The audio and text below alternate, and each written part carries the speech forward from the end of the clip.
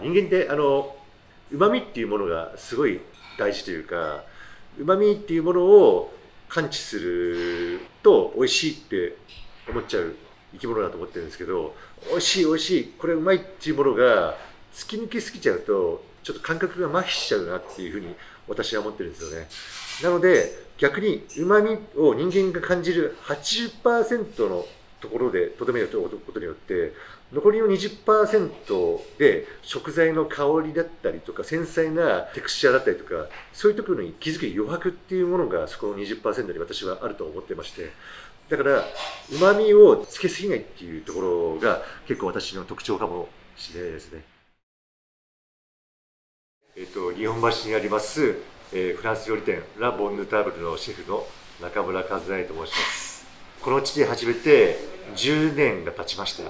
もともとは西麻布にありますレフェルベソンスというお店で4年いまして、こちらに新店舗、姉妹店という形でオープンするということで、私がこちらのオープニングからシェフをやっております。オープン当初からファームトゥーテーブルっていう農家さんから直接最短距離で完熟したお野菜を届けてもらって、それを積極的に使う。あとはホールフーズ、食材はなるべく全てを余すことなく使って、もったいないからというよりかはその食材の価値を最大限に追求するためっていうところをぶれない信念として10年間続けて、今必要なレストランになるべくこれからも続けていきます。畑の野菜たちなんですけど、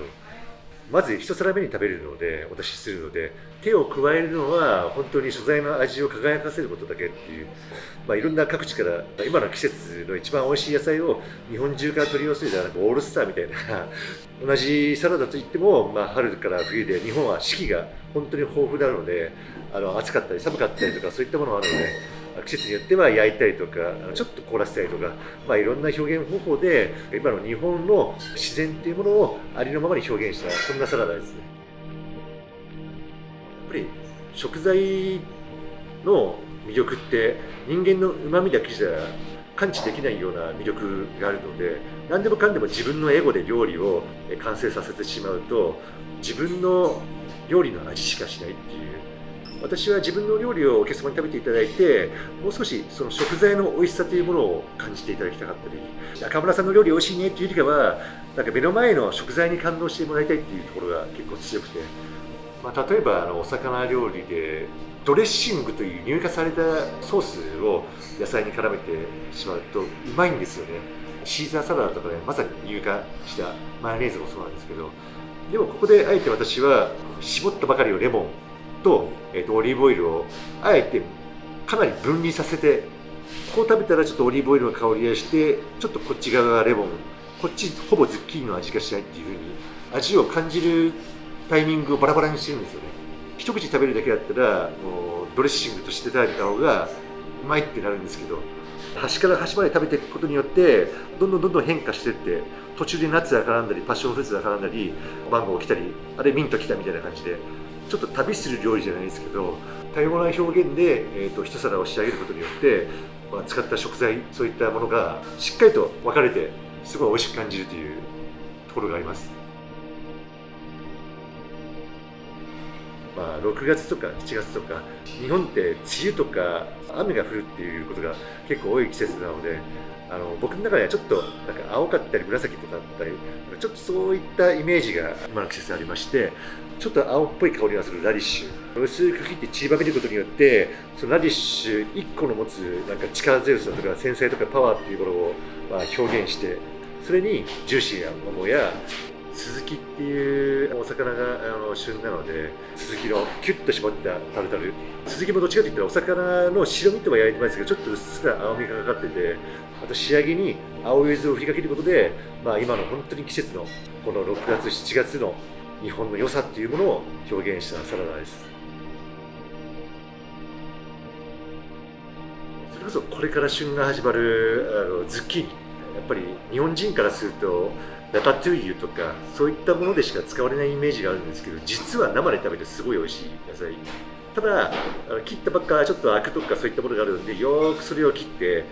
水にさらしまして、ちょっとビネガーと柑橘やオイルで和えたものをベースとしまして、色を合わせると意外と料理って何でも合うっていう都市伝説みたいのがありまして、この業界に黄色いズッキーニにだからマンゴーを合わせて、パッションフルーツ、あとレモン、ヤングコーンなんか合わせて、ちょっとですけどヤングコーンは焼いて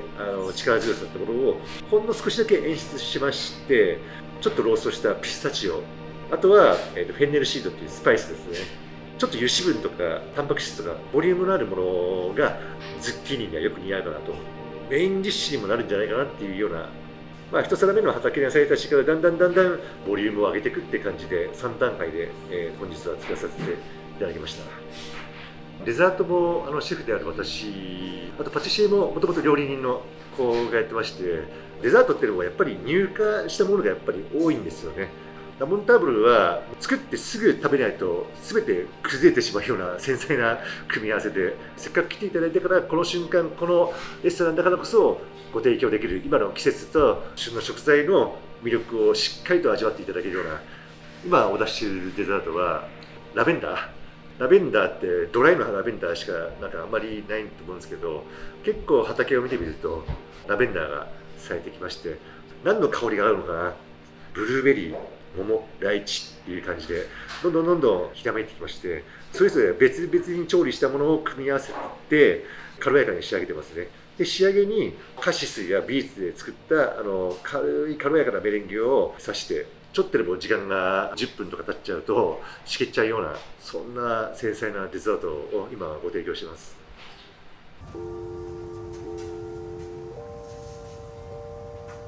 ちょうどラボンヌターブルオープンする前はレフェルメソンスの、生シェフ監修っていう一応名目で、たまたまですけどその10年後に今度は私が監修っていう流れになって、なんか師匠の背中を追っかけてるじゃないけど、私実はビストロを出身でして、ラボンヌターブルにいる頃からもしかしたら俺はビストローラー得意かもしれないって言ってるぐらい得意なものだったんですよね。今流行ってる、フレンチというか、イノベーティブというか、だんだん素材のレベルが上がるにつれて、その素材を味わうためにソースの量を少なくしたりとか、油脂分を調整したりとか、変わった組み合わせだとか、そういった料理のデザインが長けてる、シェフが多い中、このビストロデブルで出している料理は、例えばパテ・アンクルートだったりとか、ブフ・ブルギニョになったりとか、100年前からとか50年前からとかある料理ばっかなんですけど、本当に今の料理を目指してます。例えるなら、同じ酢豚作ってもすごいなんかすっきりとした酢豚を作る人がいれば、衣が厚い酢豚を作る人もいるじゃないですか。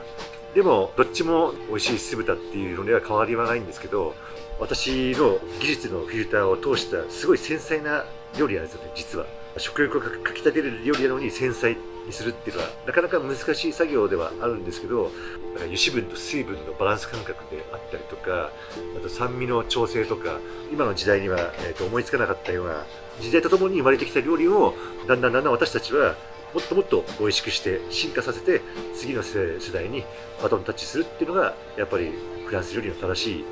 道かなというふうには思ってます。コテコテのフレンチが食べたいからビッテーブルに行くとか、そんな感じの使い方ができるレストランって意外とあんまりないんじゃないかなと思って、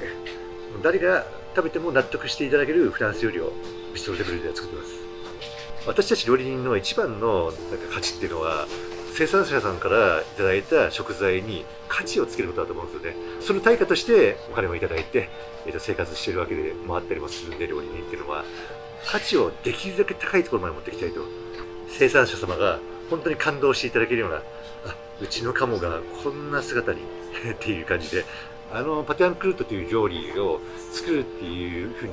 決めた時に、スタッフにちょっとミッションを課しました。パテ・アンクルート選手権、世界選手権に出場しろと。それで世界一を取れと。そしたら世界一価値がつくからって本当に目指します。実際今度アジア選手権に応募してミッションを課すと、やっぱりスタッフもその気になってくれて、どんどん成長してくれるんで、すごい嬉しいですね。今いるメンバーはレフェルメソンスで、働いてたスタッフがサービス合わせて3人ですね。そしてラボンヌターブルでも働いていて、ここがオープンする前にもビストロだったんですけど、そこでも働いてたスタッフがトップとして頑張ってます。20代の若いチームでして、基本的にはみんなこのお店でやりたいぜっつって立候補してきた。でもやりたいぜって言って立候補するだけじゃなく、ビストロテーブルはカウンターキッチンでもう丸見えなんですよね。美しい所作ができないといけないし、ワインのサービスもできなきゃいけないっていう。キッチンスタッフも2人ソムリエの資格も持ってたりとか、言ってしまえば精鋭メンバー、集まってる感じですかね。あとはここで働くことを目指して修行に励むスタッフも他店舗にもいますし、たまに私がスタッフとして働くこともありますし、ラボンダブルから週に3回ほどちょっとサポートしてっていう感じで、同時にラボンダブルのメンバーにもこちらのビストロの料理の勉強をしてもらう、カウンターサービスの経験をしてもらうっていう。なおかつラボンタブルからスタッフが来ることによって、こっちのスタッフもラボンタブルのエッセンスを少し感じてもらったりとか、店舗はいろいろありますけど、いろんな良さがあるので、スタッフも技術も働き方もいいバランスで循環させるっていうのが一つのテーマでもあります。